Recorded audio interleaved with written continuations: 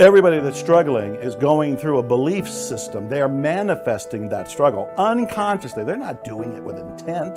That's why I can't say that they're doing something that is shooting themselves in the foot, because they're not doing it with conscious intent. It's coming from their unconscious program. You can't talk negative and expect to live a positive life. You can't talk defeat and expect to have victory. You can't talk lack, not enough, can't afford it, never get ahead, and expect to have abundance. If you have a poor mouth, you're going to have a poor life. If you don't like what you're seeing, start sowing some different seeds. You have to really face the ruthless reality, the ruthless truth, that what you're getting in your life is a direct result of your beliefs. Your beliefs are controlling your thoughts are controlling your actions are controlling what the experience you're getting out in the real world. So back it all the way to the beliefs again. We got to find out, what are the beliefs creating the reality you have? Change those beliefs. You're going to have different thoughts, you're going to have different actions, you're going to have different results. It's going to be this domino effect. It's got to start, not with the actions out here. It is one way to begin it, but I find it easier, more efficient and effective to come all the way back. Start there. Power begins from within. If you're aware of who you are, if you're aware of what you're good at, what you're not good at, if you're able to see how emotions kind of govern your life, if you can learn what your weaknesses are and how to control them, you can't ever get complete control, but awareness is almost enough. Slowly through this process of knowing who you are and understanding other people and how they operate so you don't make stupid mistakes in life, you can increase that little tiny margin more and more and more, and you will be a person of power. See, the way in which we operate, ladies and gentlemen, it's a manifestation of what we believe, what's possible for us. Whatever you've done up to this point, all that it really is a duplication, it's a reproduction of what you believe subconsciously that you deserve and what's possible for your life. Most people operate out of their personal history, out of their memory, things they've done, things they've experienced, things they've seen, things that they have observed. What I'm suggesting that you operate out of a larger vision of yourself. I want you to see yourself doing what you want to do, experiencing what you want to experience, having what you want to have, doing what it is that gives your life some meaning and value. Operate out of your imagination, not your memory. Because whenever you look at where you want to go, I'm wanting to warn you, you will have some conversation back here after you go through the data that you've experienced in life saying you can't do it. And so what you want to begin to do is ignore that inner conversation. Start putting the right things in. Now, we live in a time in society where there's so much great information, whether it's a podcast, whether it's inspirational interviews, whether it's books or the lives of some of the people we looked at earlier. Every single day, or at least every single week, if you want to take your compass needle and start remagnetizing it in a positive direction by exposing yourself to the kind of information that supports your potential and your greatness and where you want to go. Now, there's no excuse for not being able to do that now in a society where it's so available. But if you're not choosing to do that, by default, you're going to be hooked into somebody else's agenda. If you don't start filming as the star of the movie in your life, by default, you're going to end up as a film extra in somebody else's. Remember this, you're the lead character in the story of your life, and the person who controls that script is you and your God. And at any point, you can decide to step into a new chapter. You can step in to be a whole new leading character. All you can be responsible for is yourself. Your starting position is, right, you have to evolve with the different situations that are presented to you. And my experience is, if you do that, the rest will happen. The people around you will be raised naturally. Understand that? Like if you bring anger into a situation, imagine a household where everyone's always fighting.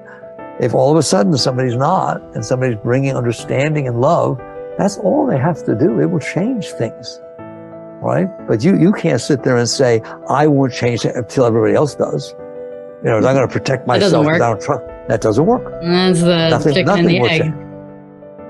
Right. So that you're asking, like, just so surprised, you're asking such big things, all right?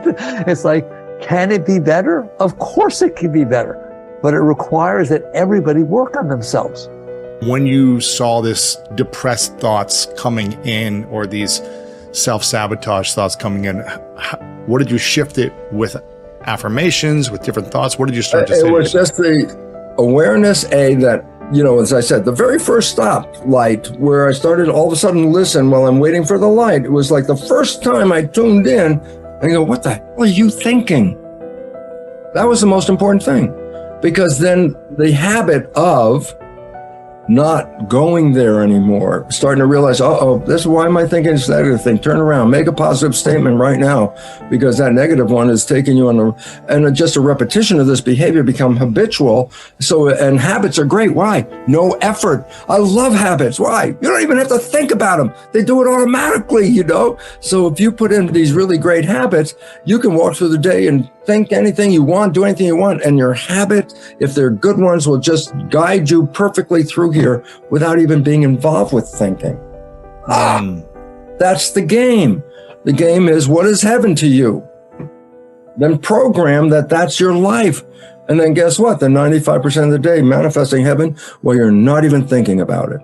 And the way that you countermand the fear of failure, whenever you think of something that is fearful, you say the words which override these words. The words are, I can do it.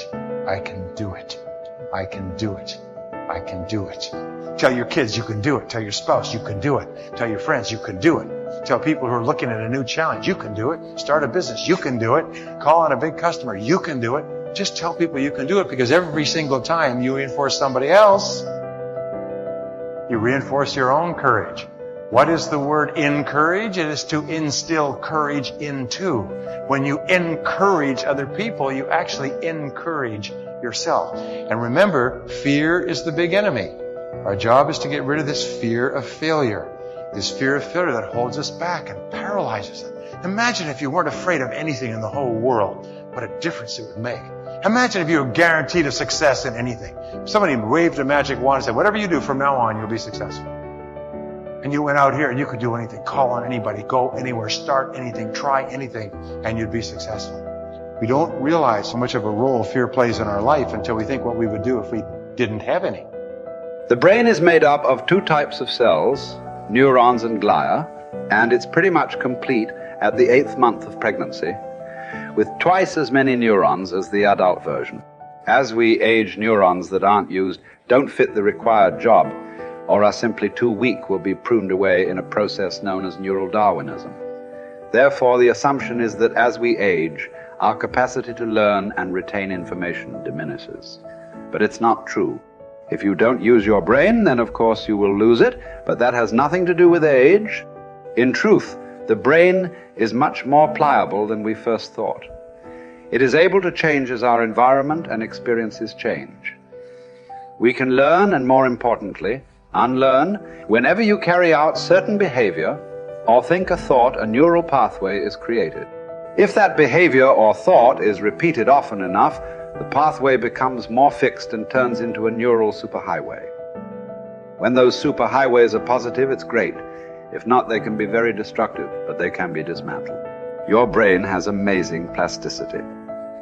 Did you know, for example, that the brain can retrain idle networks to carry out new tasks? People who have suffered brain damage have been able to retrain other parts of their brain to do what the damaged part used to do. And this basic plasticity remains, regardless of age. Your brain can renew itself, learn and rewire, and you don't need to sit in a classroom to do so. It is possible through new thought, new actions, and new emotions.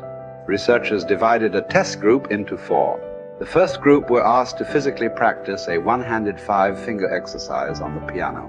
Group 2 were to play the piano randomly, and Group 3 were asked to watch Group 1 memorize the exercise and mentally rehearse it only while Group 4 did nothing. Each group was to do their thing for 2 hours a day for 5 days. 2 things were fascinating about this study. First, the speed at which the brain altered, new pathways were created after just 10 hours of practice over 5 days. Perhaps what is even more amazing is that Group 3, who did not actually play the piano but pretended to do so in their minds, had almost as much brain activity in the exact same area of the brain as Group 1. You share in that all power, all wisdom of mind, but you've got to take it. The power is there, but you must use it.